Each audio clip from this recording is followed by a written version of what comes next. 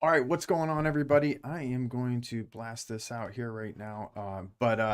Hey, I want to get back in the business of doing these monthly market reports for you so that you can make good real estate decisions because that's my goal. My name is Josh Dawson.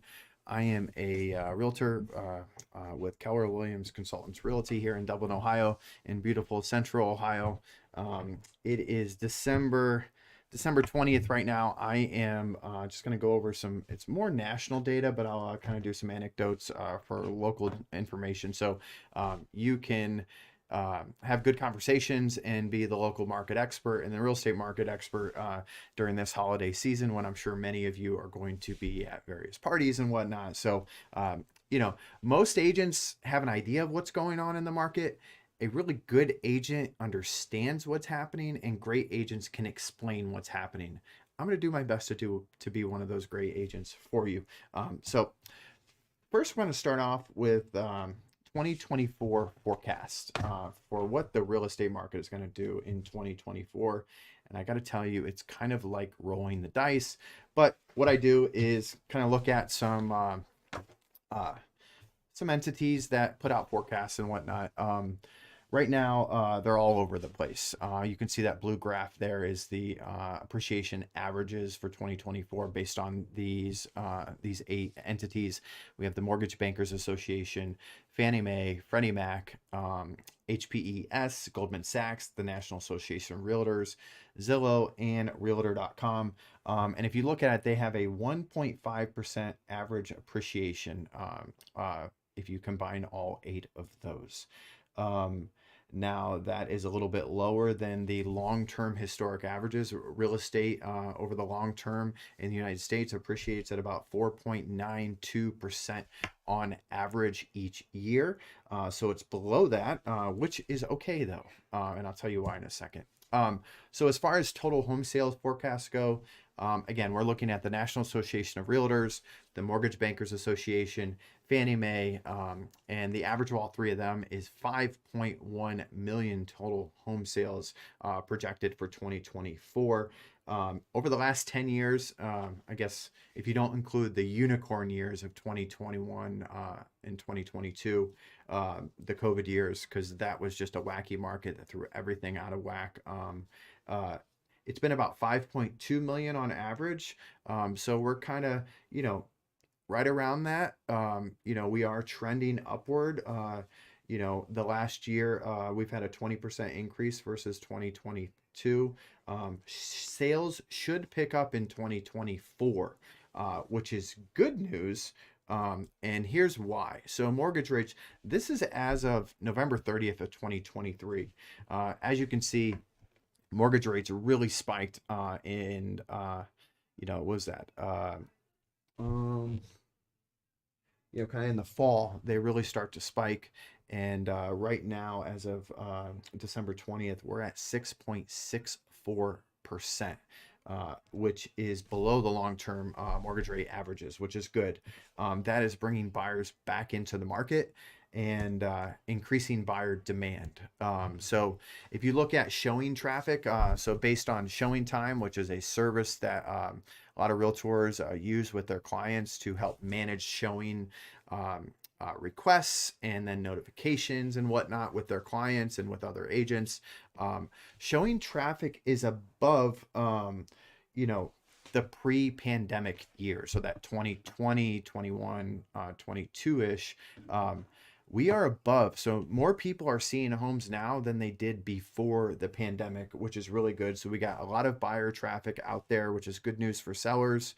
And again, that is above the pre-pandemic levels. And I want to just read a quote to you from the latest market report from Zillow. Despite mortgage rates reaching a 23-year high, low inventory levels are spurring surprisingly strong competition. Depleted inventory stocks are gradually recovering and price appreciation is slowing, but this is key. But demand has remained resilient and attractive. Appropriately priced listings are moving quickly. I'm going to repeat that again. Attractive and appropriately priced listings are moving quickly. So if your home is, you know, staying on the market for over a few weeks, and you really got to come, have a conversation with your agent. What is going on? Because especially in Central Ohio, your home should not be sitting too long. If it's priced well, if it shows well, and it's in good working condition, all of its parts are working, then it should sell in this market. Um, Now, next, this is from the vice president of Showing Time. His name is Mike Lane. Another quote I wanted to throw in here. Buyers and sellers remain active in every economic environment, including when mortgage rates are high. Buyers determined Buyers are determined to find a home they love and will continue visiting homes with their agents. And as we mentioned previously, some sellers are reducing prices, which presents an opportunity for those buyers.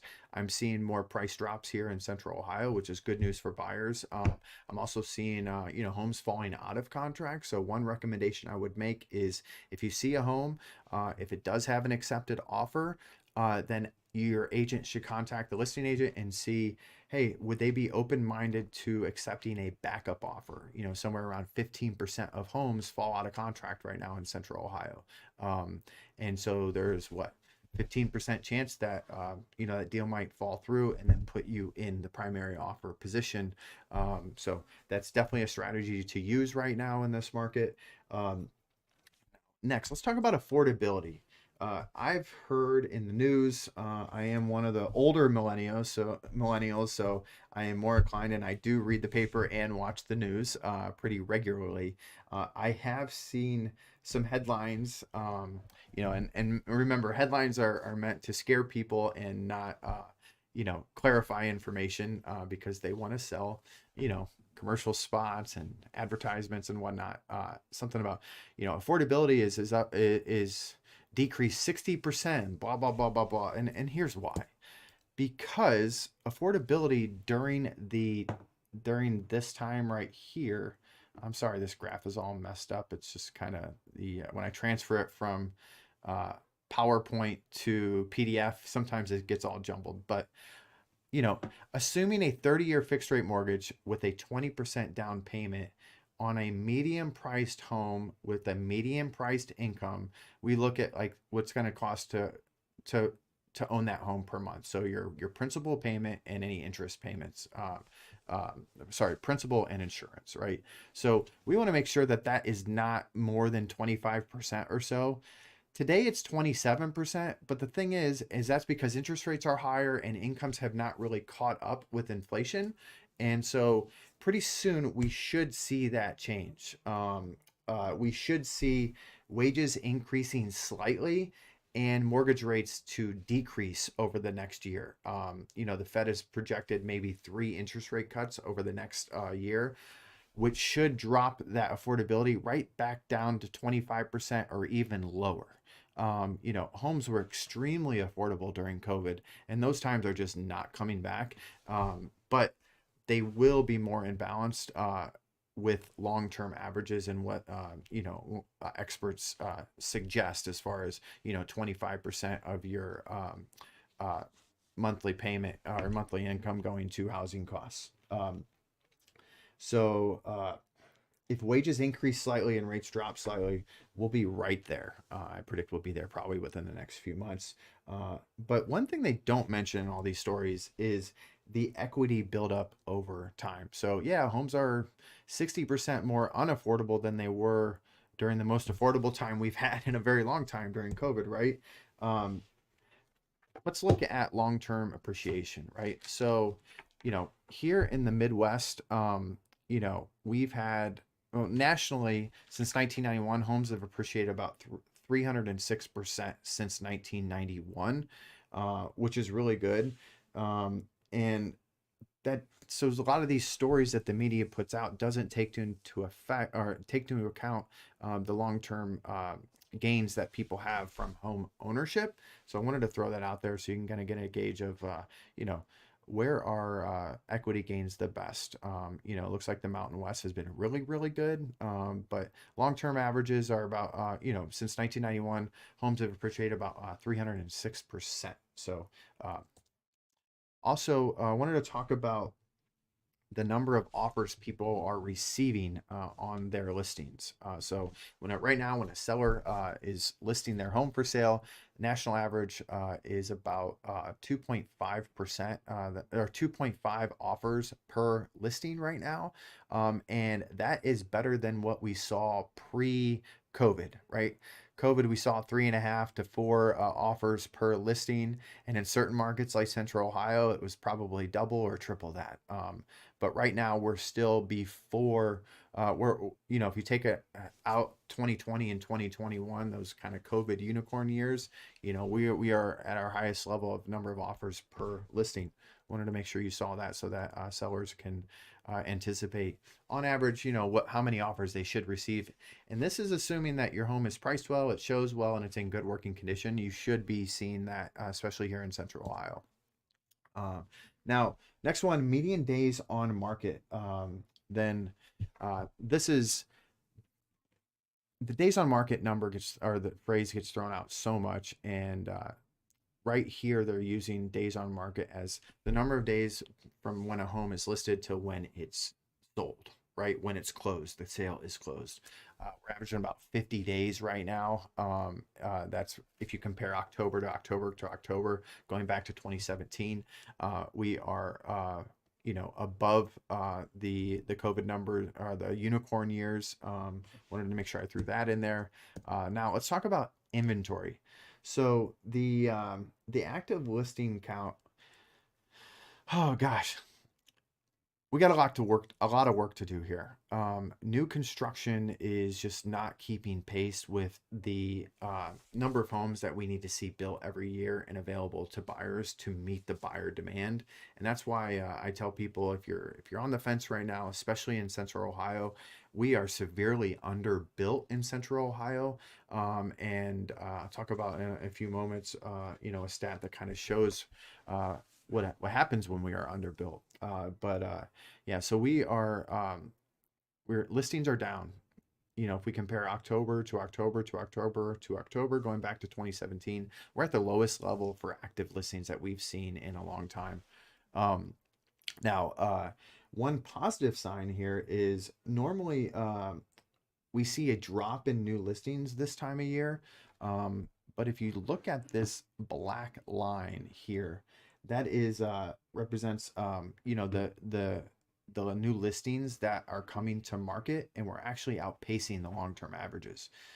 If you would compare ourselves over the last 5 years or so, we should be about right here, but we're actually having more listings being put on the market right now, which is good. Sellers are getting over the sticker shock of maybe the next place that they're moving to or whatnot, and they're starting to list their homes. Now, change in inventory year over year, meaning the number of homes that are available for sale based on the current buyer demand. Year over year, comparing this November to last November, in Ohio, we're down about 1.8%. Nationally, we're up just a tad. In Central Ohio, we're actually up 22%. Again, not to scare you, but my headline is not going to say listings are up 22% in Central Ohio. It's actually going to say that we have 1.4 months of homes for sale, or we did last year at this time. Right now we have 1.7 months. So it is still a seller's market. Anything below 4 is a seller's market, in my opinion. So still in a seller's market, but I thought that'd be cool to see. Change in inventory month over month. We are seeing a slight increase in listings here in Central Ohio and in Ohio. Kind of nationally is 2.4. Ohio's 2.4, and here in Central Ohio we're like 0.6%. So where are the listing opportunities here? If you have grandkids, or if your kids have grandkids or grandparents and they want to move closer to their grandkids, I thought that this was interesting data here. So the percent of sellers who have moved, folks who are 55 and older account for 45% of the sellers right now. And the reasoning why is, number one reason, they wanted to move closer to friends or family. So aka moving closer to their grandkids. That's what I'm reading here. So I thought that was an interesting stat to show. Now, as far as number of weeks that it takes to sell a home, right now it's about 2 weeks. And that's nationally. Here in Central Ohio, if you look at the most recent data, it's about 24 days. So a little bit more than that. Um, if your house is listed and it is not, if you don't have an accepted offer after a few weeks, you really need to have a conversation with your agent because something's off. The marketing's off. It doesn't show well. You're not getting the foot traffic in there. If you are getting the foot traffic in there and people are, looking at the house, then it's either price or the condition of the home. It's those three things. So you need to get the number of eyeballs online. You need a great social media marketing plan to get those buyers in the door. And once they're in the door, then you have a great experience. So, I talk about the Disney effect. So as you're walking in the Magic Kingdom, if you've ever been through the turnstiles there, you don't see lights out. You don't hear weird noises like a light needs to be changed and that buzzing sound. You don't see cigarettes on the ground. What do you see? You see everything wonderfully presented to look at that phallic symbol that is the Magic Kingdom. When buyers walk into your house, you want it to create that Disney effect for them. What is really going to wow them and create a fantastic viewing experience for them. Do that, and your time on market will not be past those 2 to 3 weeks that some folks are facing. Home prices, where are we going? I wanted to show that month over month in the last year, every month except for one has seen a month-to-month increase in the percentage change in home values. And the reason that January number is not positive, it's because we had just crazy price appreciation towards the end of 2022. And so it's kind of playing catch up there. Let's see what else. Here's the big thing. So as you are at your holiday parties or at your family gatherings and whatnot over the next week or two, you're going to have probably 1 out of 4 people in the room, based on a study recently by Fannie Mae, the percentage of Americans who think home prices are going to go down in the next 12 months, 1 out of 4 people think that's going to be the case. So be prepared for that to happen, and I'll show you some data as to why that's probably not going to happen here in Central Ohio. Yeah, 1 of 4 people still believe prices are going to depreciate. So now 49-year average monthly price improvement. So if you look at every month going back the last 49 years, every month has on average seen a positive appreciation month to month. So that's one point of data that you can say, hey, like it just doesn't happen. Since 1973, there's never been 1 month that has averaged a negative in appreciation or has depreciated. The 49-year average versus 2023, what happened in 2023? Again, just 1 month where we had a negative, and we had depreciation in home prices. 2023 year-end home price forecasts.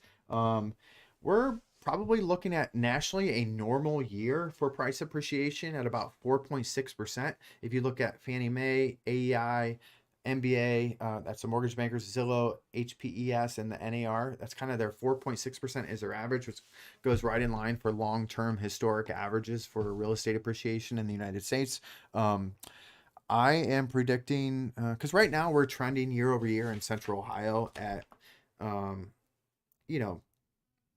4 to 6% appreciation.